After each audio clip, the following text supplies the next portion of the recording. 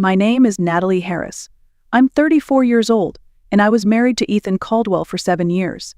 But even after all that time, I never truly felt like I belonged in his world, or more precisely, in his family's world.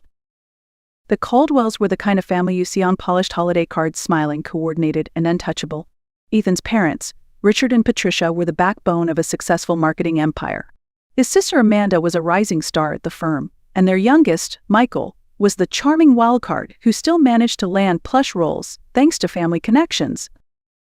I came from the opposite end of the spectrum, raised by a single mother who worked double shifts as a nurse and waitress. Our Christmases were potlucks, and my college tuition came from scholarships and student loans. I never resented that. If anything, it made me proud. But pride doesn't translate well at garden parties where everyone measures success in vacations and vintage wines. Still, I tried. I tried for years. I bit my tongue during backhanded compliments. I baked for their fundraisers, dressed the way Patricia liked, and smiled through conversations where Amanda corrected my pronunciation of things like Sauvignon Blanc. I wasn't just trying to be polite, I was trying to be accepted. And then came the Caldwell Summer Barbecue. Every year, they hosted this grand backyard affair. The kind with white tents, a hired string quartet, catered hors d'oeuvres, and enough social climbing to give you altitude sickness. That year, I had made my grandmother's strawberry shortcake, something Patricia once said she enjoyed. I spent hours perfecting it, hoping that maybe this time, someone might notice me for something beyond just being Ethan's wife. When we arrived, Ethan barely glanced at me as he rushed to greet his father. I stood there with the dessert in my hands, my sundress carefully chosen to match the family's preferred casual elegance, and watched as Amanda floated over, greeted Ethan with a kiss on the cheek, and turned to me with a thin smile. "That dress is cheerful," she said. "The kitchen's pretty full, but I'm sure you can find a spot for your contribution." Later at the table, as I tried to share a recent design project I'd completed, Amanda interrupted me mid-sentence and said, with a theatrical sigh, "If you disappeared tomorrow, no one would even notice." The table erupted in laughter, including Ethan. I didn't cry. I didn't storm off. I didn't break. I raised my hot dog like a toast, locked eyes with her, and said calmly, "Challenge accepted." And that night, I left. Ethan and I met during our final year at college. I was studying graphic design while working late-night shifts at a coffee shop to cover my bills. He was finishing his business degree, fully funded by his parents, with the kind of ease that felt both enviable and foreign. We bonded over books and bad coffee. He had charm, intelligence, and a quiet confidence that made me feel seen, at least in the beginning. By graduation, we were engaged. The ring he gave me cost more than my entire student loan debt. I remember thinking I'd finally found not just love, but security, stability, a future. When I married Ethan, I didn't just marry him, I married into the Caldwells. And I thought, foolishly, that I was being welcomed into something bigger than myself. But from the very beginning, I could feel the weight of my outsider status. Patricia, his mother, ran the family like a private country club. She was always gracious, never warm. She once described my design work as such a lovely little passion. Richard, his father, frequently explained business space to me over dinner, even though I'd been running my own freelance business for years. Amanda, the sister, was the worst of them. She smiled sweetly while correcting me, always positioning herself just a little above me, a little more Caldwell than I could ever be. And Ethan, he didn't see it. Or maybe he chose not to. "They mean well," he'd say. "Amanda's just helping you adjust. It's her way of showing affection." At first, I believed him. I tried harder. I changed the way I dressed, learned their wine preferences, started using their vocabulary. I sent thoughtful gifts, remembered birthdays, hosted dinners where I cooked meals from scratch, and acted like it didn't hurt when Amanda questioned if our neighborhood was Caldwell appropriate. In the early years, I kept my freelance design business going. I loved it. It gave me purpose, creativity, independence. But when Ethan got a promotion that required constant travel, it was assumed without discussion that I would scale back to manage the household. So I did. My client list dwindled. My world shrank. I became the wife who kept things running so her husband could shine. My identity narrowed, reduced to being Ethan's supportive partner.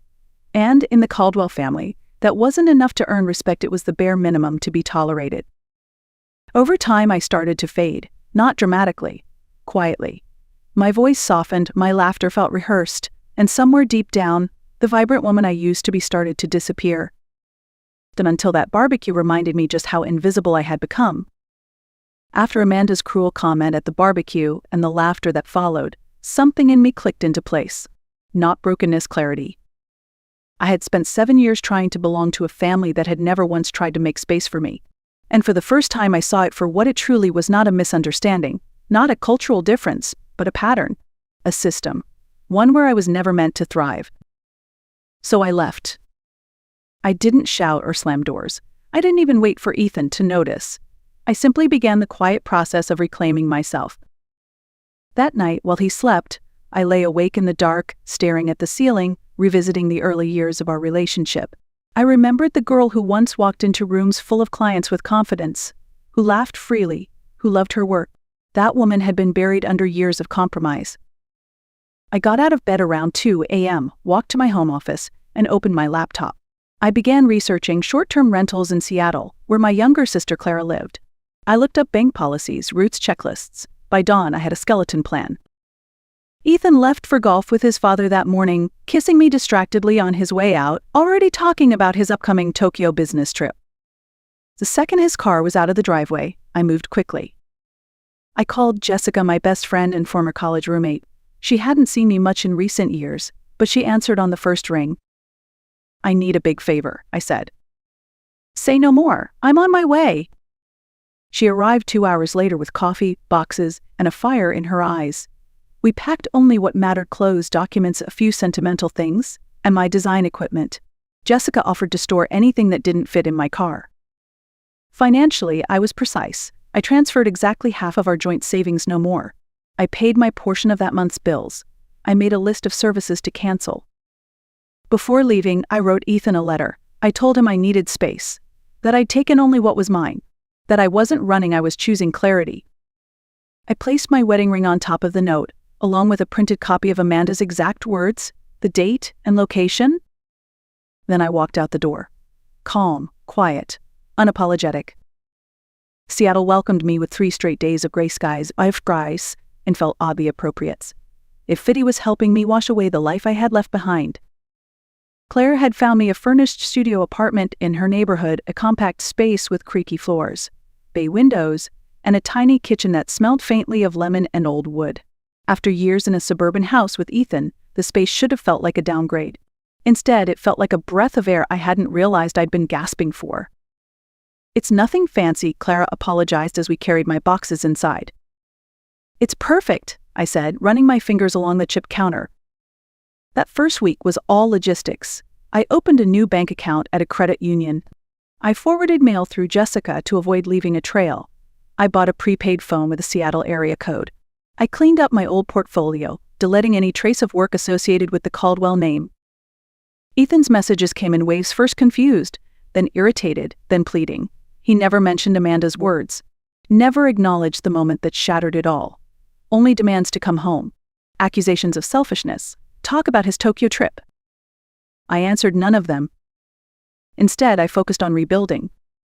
I applied for small freelance jobs formatting ebooks, designing social media templates, anything to get my name back into circulation.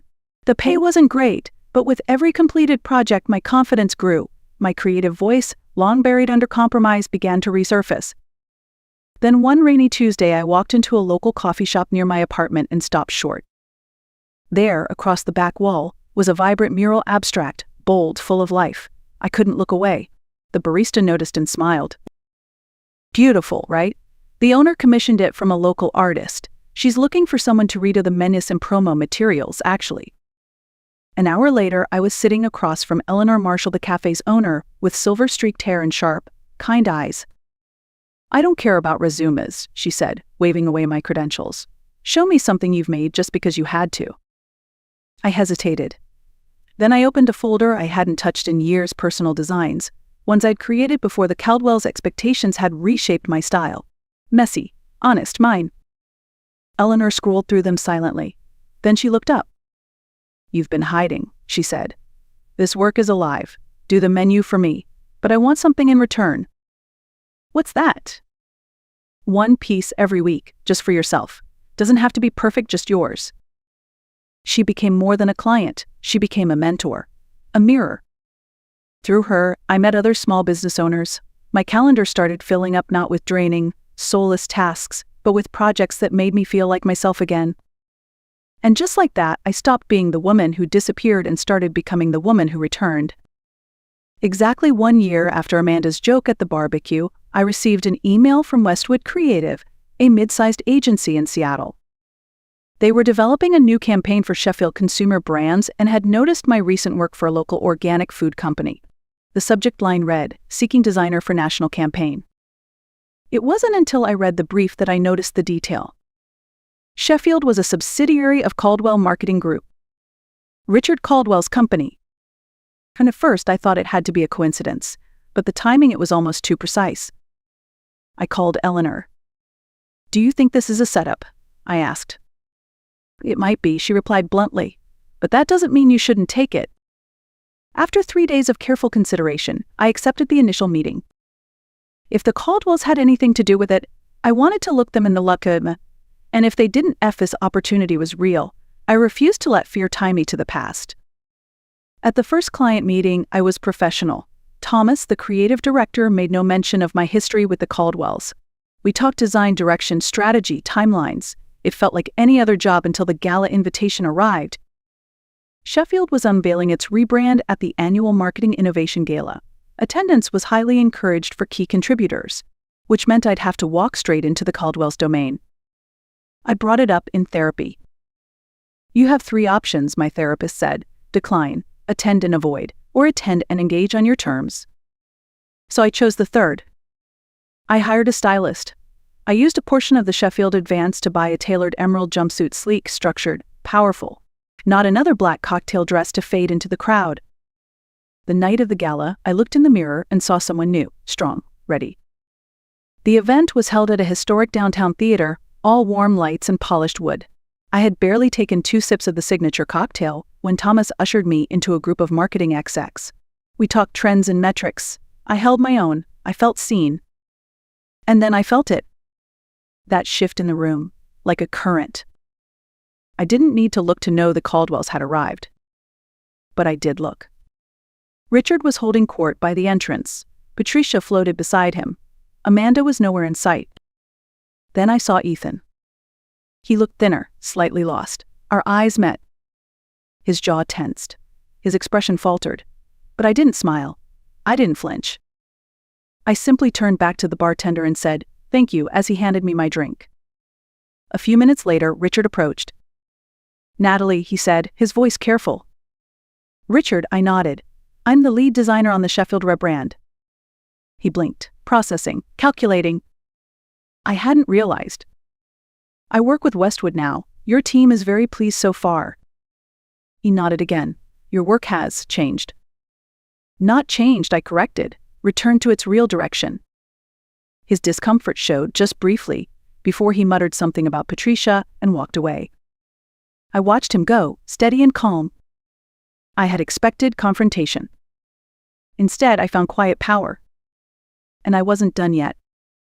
Later that night, after the presentation, the room began to shift toward the dinner hour. People mingled with glasses of wine, exchanging business cards and praise. That's when Ethan approached me. He moved slowly, hands in his pockets, shoulders slightly hunched. There was no confidence in his posture, just a quiet, tentative energy. "You look well," he said. "Thank you," I replied evenly. "I didn't know you were in Seattle." "That was intentional." He nodded, accepting the truth without protest. "Your presentation, it was impressive. You always were talented." "I still am," I corrected softly. He looked down, then back up. "I've thought a lot about that barbecue, about what Amanda said, and how we all laughed, how I laughed." His voice was lower now, sincere. "I didn't understand what that moment meant to you, but over the past year I've started to get it. I've been going to therapy. My dad thought it was a waste of time, but it's helped." That admission surprised me. Ethan had always dismissed therapy as something for other people, for people who couldn't handle their problems on their own. "I'm glad," I said honestly. "I've realized how I failed you," he continued, "not just in that moment, but over time. I never stood up for you, not to Amanda, not to my parents, not even to myself." "No," I said quietly, "you didn't. But I see it now. You weren't asking for much just to be seen, respected, and I let them diminish you." He swallowed hard. "When you said challenge accepted, I thought you were just angry. I didn't realize you were declaring your freedom." His voice held no blame, no expectation, just truth. We talked for nearly an hour. It wasn't emotional, it wasn't explosive, it was honest. He told me how Amanda had turned her criticism toward his new girlfriend, how Patricia had doubled down on controlling family events, how Richard had been disappointed when Ethan declined a promotion that would have meant relocating again. "I'm seeing everything differently now," he said, like someone adjusted the contrast on my whole life. When our coffee cups were empty, he finally asked the question I knew was coming. "Is there any chance for us? Maybe not now, but eventually." I looked at him carefully. I saw a man who had changed, but not enough, and not soon enough. "I think we both had to become different people," I said gently, "and I like who I'm becoming now." He nodded slowly, no argument, no persuasion. "You were always stronger than I realized," he said. "We both were," I answered. "We just needed the space to find out." In the months that followed, my life didn't explode with glamour or fame, but it expanded quietly, steadily, on my own terms. I moved out of the tiny studio and into a small rental house near the water. Nothing extravagant, just a cozy space with sunlight in the mornings and enough room for a desk, a dog bed, and shelves filled with things I loved. My design work grew organically. Word of mouth from Eleanor's Cafe led to new projects, branding for a local handmade soap business, packaging for a women-owned spice company, a website for a nonprofit. Each client chose me not because of my last name or connections, but because of my work. And most importantly, because I was finally doing it in my voice. Clara became my anchor. Jessica stayed my cheerleader. And slowly, new friendships bloomed, people who knew me as Natalie Harris, not Ethan Caldwell's wife. I started dating again slowly, without expectations, not to fill a void, but to enjoy conversation and connection, to explore without losing myself in the process. One surprising friendship came from Charlotte, Michael's wife. She reached out under the guise of asking for design help with a pediatric clinic project, but our coffee meeting turned into laughter, shared stories, and unspoken understanding. Both of us had been the quiet observers in that family, and both of us had decided to stop shrinking. During one of our lunches, Charlotte leaned over and said, "Amanda's pregnant. She's taking parenting classes, actually, trying to break some patterns." The news hit me sideways. "Amanda? Changing?" She told me, Charlotte continued, that she doesn't want her child to ever feel like they have to disappear to be seen. I said nothing at first. Then quietly, that's a good place to start. There was no dramatic reconciliation, no warm sisterly embrace. Just a moment of human honesty. It was enough. Because by then I had stopped looking back. My story had moved forward page by page, design by design, moment by moment. The Caldwells were no longer the center of my world. I was. 1 month after the Sheffield campaign launched, I sat across from Eleanor at our usual table in the cafe where it all began. Rain tapped against the windows, steady and soft, like punctuation marks at the end of a long, beautiful sentence. "Retailers are thrilled," she said, refilling my coffee. "They're already asking if you'll lead the expansion line." I smiled, not with surprise, but with a quiet pride I had finally learned to claim. "That's the plan," I said, "assuming the terms are clear and respectful." "Always," she nodded. "You've earned that." Later that week, I closed on a house. My first real home. It wasn't big or flashy, certainly not up to Caldwell standards, but it had hardwood floors, a garden I could shape with my own hands, and windows that caught the morning light just right. Best of all, it was mine. Fully mine. Bought with money I earned from work that honored who I was, not who I was supposed to be. My therapist once said that healing isn't returning to who you were before the pain, it's becoming someone new who can carry that story with wisdom instead of wounds. And that's exactly what I had become. The woman who once stood in a sundress with a strawberry shortcake, hoping to be seen, was long gone. In her place stood someone who no longer needed to be invited to the table because she'd built her own. And then, one morning, I opened my journal and wrote the words that had been waiting inside me since the day Amanda spoke hers. Sometimes we must disappear from other people's narratives in order to discover our own. The opposite of disappearing isn't being seen. It's being fully present in your own life. Because once you show up for yourself truly, unapologetically, the need for outside approval begins to fade. Amanda thought her words would hurt me, and for a moment they did. But in the end, they gave me something unexpected. A challenge that became an awakening. A retreat that became a reinvention. A disappearance that became visibility in the places that mattered most. If you've ever felt erased by the people closest to you, if you've ever questioned your worth because others failed to recognize it, let me tell you this. You are not invisible. You are not disposable. And you never need to disappear to be seen. But if you do disappear, let it be for yourself.